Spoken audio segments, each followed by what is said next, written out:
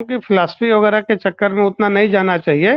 पहले मैदान तो क्लियर होने दीजिए। कभी भी ऐसा नहीं होता कि आप जीरो से स्टार्ट करें सोसाइटीज में, और specially countries as big as India. इस्लाम को डील करने का एक सोल्यूशन है। मैं ये नहीं कह रहा इस्लाम प्रॉब्लम नहीं है या इस्लाम जी बड़ा कोई नहीं, आप गलत कह रहे हो ना भाई। हमारी तो पूरी मूवमेंट इस्लाम के वायरस के खिलाफ है। कुछ बातें गलत कर दी हैं आपने, कुछ बातें नहीं गलत नहीं कर दी हैं। सर जो मैं कहा हूँ ये मैं प्रामाणिक बात कर रहा हूँ। और मैं कहता हूँ कि आप पता कर लीजिए प्रियाम्बुल में जो संविधान के प्रियाम्बुल में जो अगर संविधान को सर थोड़ा सा this is not an argument against secularism. ये एक ऑपरेशनल प्रॉब्लम है। बड़ी दफा मैंने ये प्रॉब्लम सुनी है। आप उसको अपने बोर्ड को आजाद करवा लें, जैसे उन्होंने वक्फ बोर्ड अपना आजाद रखा हुआ।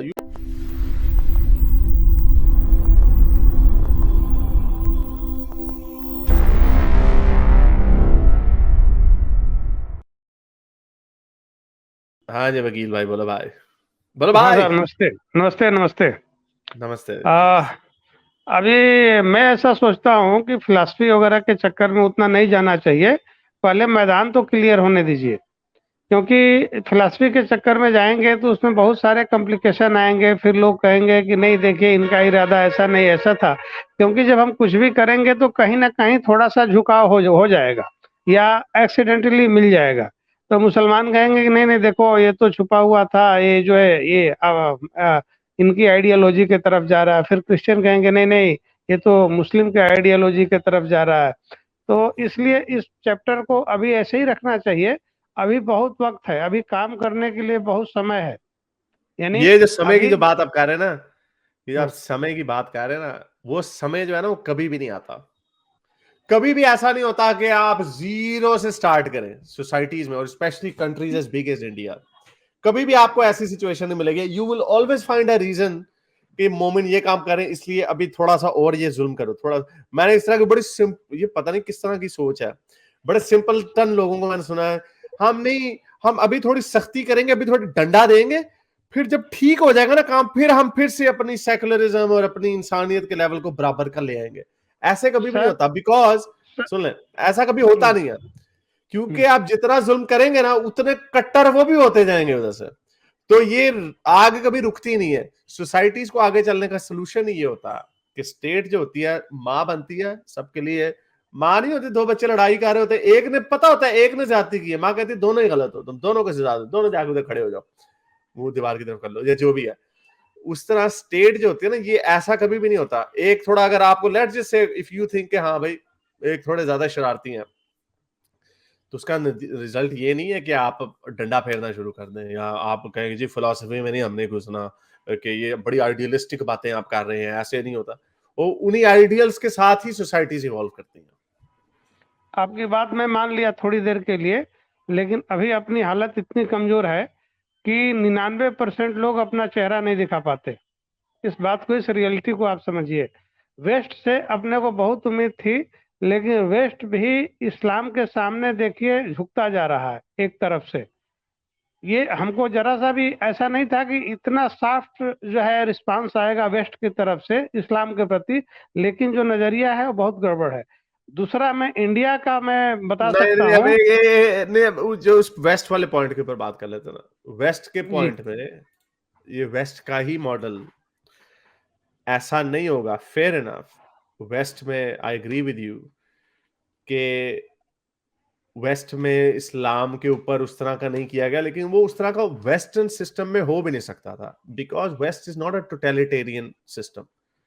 वो पर्सनल फ्रीडम पे और इंडिविजुअल फ्रीडम्स पे बिलीव करने वाला सिस्टम है। और उसके बड़े अच्छे रिजल्ट्स निकले हैं कि लोग इवॉल्व किए हैं फ्रॉम ऑल डायरेक्शंस। लेकिन अनफॉर्चुनेटली इस्लाम का जो वायरस है वो थोड़ा कोरोना से जरा अगला वाला वायरस है। वो आराम से मरता नहीं है, उस वो कट्टरता की तरफ आपको ले जाता है। इस्लाम की ये प्रॉब्लम है। लेकिन उसका भी सोल्यूशन ये नहीं होगा। और इंडिया की प्रॉब्लम डिफरेंट है। आई अंडरस्टैंड कि इंडिया में 20 करोड़ मुसलमान रहते हैं, वेस्ट में तो उनसे यू नो 3 या 4% है, उनसे वो नहीं संभाले जाते, वो इतना शोर मचाते हैं। So we understand that. लेकिन उसका रिजल्ट मैं आपको ये बताऊं, ये नहीं निकल सकता कि मुसलमानों की पिटाई शुरू कर दी जाए और फिर मुसलमान जो है, आपको जो उधर वेस्ट में भी जो नजर आते हैं ना मुसलमान, आपको बहुत सारे मुसलमान ऐसे नहीं नजर आते जो इस्लाम को किसी खातिर में नहीं लाते। इस्लाम को डील करने का एक सोल्यूशन है। मैं ये नहीं कह रहा इस्लाम प्रॉब्लम नहीं है या इस्लाम जी बड़ा कोई नहीं, आप गलत कह रहे हो ना भाई। हमारी तो पूरी मूवमेंट इस्लाम के वायरस के खिलाफ है। हम ये कहते हैं इस्लाम को दूर करने का एक ही तरीका है कि मुसलमानों की जहन साजी की जाए, मुसलमानों को इस्लाम के बारे में एजुकेट किया जाए। जिस दिन आपने मुसलमान को पेल दिया, वो मुसलमान कभी ना हमारी बात सुनेगा जो उन्हीं के अंदर से निकले हैं, ना आपकी तो वो पहले भी नहीं सुनता, आपकी तो पहले भी नहीं सुनेगा, चला तुम तो हो ही हिंदू, पोलिथियस, काफर, मुशरकीन, आपकी तो ये जो हम ये कहते हैं कि ये जो काउंटर जो आप पॉइंट देते हैं जिसमें इसका ये गुस्से इमोशनल तो है ये आर्गुमेंट, हाँ जी ये कर दिया उन्होंने हमारे साथ, ये कर दिया तो हम इनको पेलेंगे, उसका नहीं नहीं रिजल्ट सर, मैं सर आपको बता रहा हूँ कभी अच्छा आपने नहीं निकलेगा। जो लास्ट वाली बात कहा ना, बिल्कुल एग्जैक्ट कहा। हमारा भी मौकफ वही है कि हम उनको इस्लाम की सच्चाई ही बताएंगे और उनको इंसानियत की तरफ लाएंगे। इसके अलावा दूसरा कोई रास्ता नहीं है।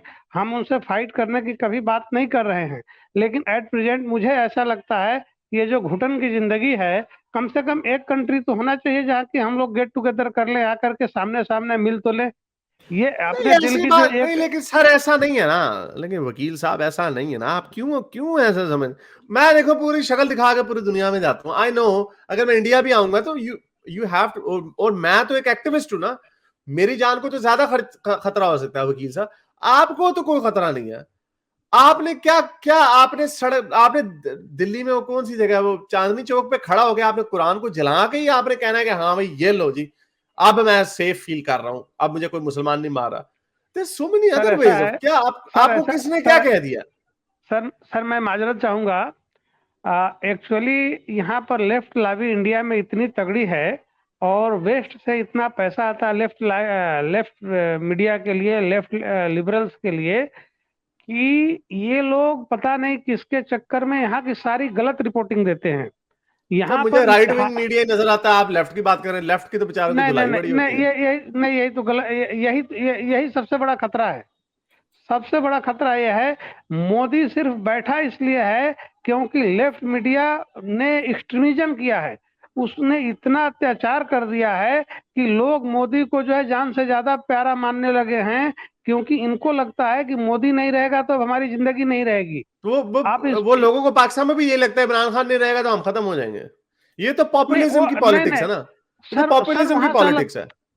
सर वो सर अमेरिका आपको में मैं कुछ। वो अमेरिका में ट्रंप, वो अमेरिका में सर वो ट्रंप नहीं होगा तो हम मर जाएंगे, उन्होंने कैपिटल बिल्डिंग के ऊपर हमला कर दिया। तो ये तो पॉपुलिज्म का जमाना है, पॉपुलिस्ट लोग इसी ठीक तरह है की सर, बात करते हैं। ठीक है सर, कुछ मैं तथ्य बताता हूँ, इसको आप अपने तरफ से चेक कर लीजिएगा। भारत आज भी हिंदू राष्ट्र है और उसका संविधान में प्रियम्बल में हिंदू राष्ट्र ही है। जो 1977 में संविधान का संशोधन करके सेकुलर वर्ड जो जोड़ा गया था, उसका जो है परिभाषा पंथ है, कल्ट। यानी आज भी हिंदू राष्ट्र है, लेकिन कोई हिंदू राष्ट्र बोलता नहीं है, ना उसकी चर्चा होती है, ना कुछ करता है। बात नहीं दूसरी बात, सर सुनिए, नहीं सर नहीं गलत आप, है। सर मैं बता रहा हूँ। आपने कुछ बातें गलत कर दी हैं, आपने कुछ बातें नहीं गलत नहीं कर दी हैं। सर जो मैं कहा हूँ ये मैं प्रमाणिक बात कर रहा हूँ, और मैं कहता हूँ कि आप पता कर लीजिए प्रियम्बुल में जो संविधान के प्रियम्बुल में जो परिभाषा है सेकुलरिज्म का, वो वो कल्ट है। 77 में आया था इंदिरा गांधी ने, मुझे पता है इस बात का। 77 में। उससे पहले भारत हिंदू राष्ट्र ही था, आज वैदिक सनातन राष्ट्र था, आज भी वैदिक सनातन राष्ट्र है। संविधान के मैं मुताबिक आज भी अच्छा चल, भारत वैदिक। क्यों? अब सुन ले, अब आर्गुमेंट, काउंटर आर्गुमेंट भी जी सुन लेना। जी। नेहरू जी ने मल्टीपल हम्म टाइम्स कहा था हम्म। कि इंडिया एक सेकुलर स्टेट बनेगी। Nehru ji ji is a founding father of India, okay. Ji ji Gandhi ji ने सेकुलरिज्म का वर्ड यूज नहीं किया था, लेकिन क्योंकि उन्होंने कहा उन्होंने अपनी नई लॉजिक मार दी थी बीच में कि मैं हिंदू भी हूं, मैं सिख भी हूं, मैं क्रिश्चियन भी हूं, जी उन्होंने मम्मी डैडी किस्म की बात कर दी, ओके। लेकिन जी। गांधी जी, सॉरी, जो नेहरू जी थे वो प्रैक्टिकल आदमी थे। उन्होंने मल्टीपल स्पीचेस में कहा कि India will be a secular state. Jinnah ji also knew this, और जिन्ना जी ने कहा कि हम आपकी सेक्युलरिज्म को नहीं मानते, आपने हम पे जुल्म करने हैं वगैरह वगैरह, इसलिए हमने तो इस्लामिक रिपब्लिक बनानी है, okay. So he went that वे।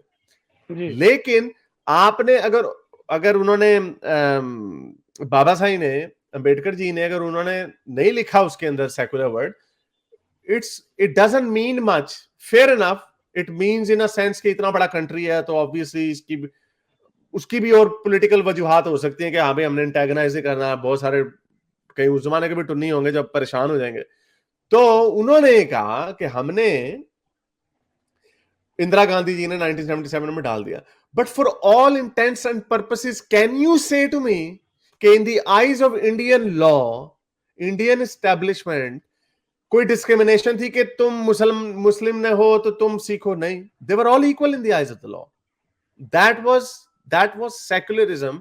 आपने अगर उसको वेस्टर्न वर्ड है सेक्युलरिज्म, अगर आपको लगता है वेस्टर्न वर्ड है, हमने इस वर्ड को यूज ही करना, ओके फाइन, आप ना कहीं उसको सेक्युलरिज्म, ना कोई हिंदी का वर्ड को इजाद कर लें अपने लिए। हमें जो इंटरेस्ट है, हमें तो सेक्युलरिज्म से इंटरेस्ट है। आप ये लेफ्ट की जो कंस्पिरेसी थ्योरी में सर चले जाते हैं ना, यहां से I lose interest in that. Sir यहाँ यहाँ इनका इतना उपद्रव है ना कि मैं आपको क्या बताऊं, ये बिल्कुल गंध की तरह से हो गए हैं। इनको कोई भारतीय हिंदू अब पसंद नहीं कर रहा है। जबकि एक जमाना था, मेरे बचपन में हम लोग कामरेड के साथ घूमते थे तो इज्जत मिलती थी। आज हम कामरेड कहने से डरते हैं, यानी हमको शर्म कॉमरेड आती है जी। हम कभी कामरेड थे और आज हम कामरेड कहने से हम डरते हैं, ये हकीकत है। इसको मतलब जो है आप कुछ नहीं कह सकते।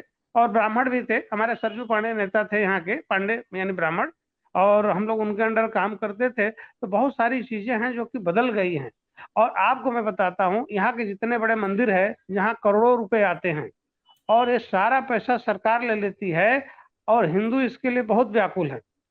आज की तारीख में अगर संविधान को थोड़ा सा this is not an argument against secularism, this is ये एक ऑपरेशनल प्रॉब्लम है। बड़ी दफा मैंने ये प्रॉब्लम सुनी है। आप उसको अपने बोर्ड को आजाद करवा लें, जैसे उन्होंने वक्फ बोर्ड अपना आजाद रखा हुआ। यू कैन डू इट कि you need to campaign against it.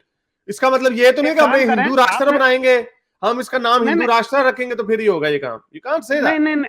नहीं, बात ऐसा है कि इसके वजह से यहाँ टेंशन बढ़ गई है और हिंदू कभी यूनाइट नहीं थे। इन्हीं सब कारणों को मीडिया में आने से आज बीजेपी सत्ता में आ गई। सर वो प्रोपेगेंडा भी बड़ा स्ट्रांग है। चलें, बड़ी लंबी बात होगी sir, thank you very much. चलें आगे आपका point. I respectfully I disagree with you, but चलें। मेरे इस नेक काम को जारी रखने के लिए मुझे पेपैल या पेट्रियन पे जरूर सपोर्ट कीजिए ताकि मैं अपना पैगाम ज्यादा से ज्यादा लोगों तक पहुंचा सकूं।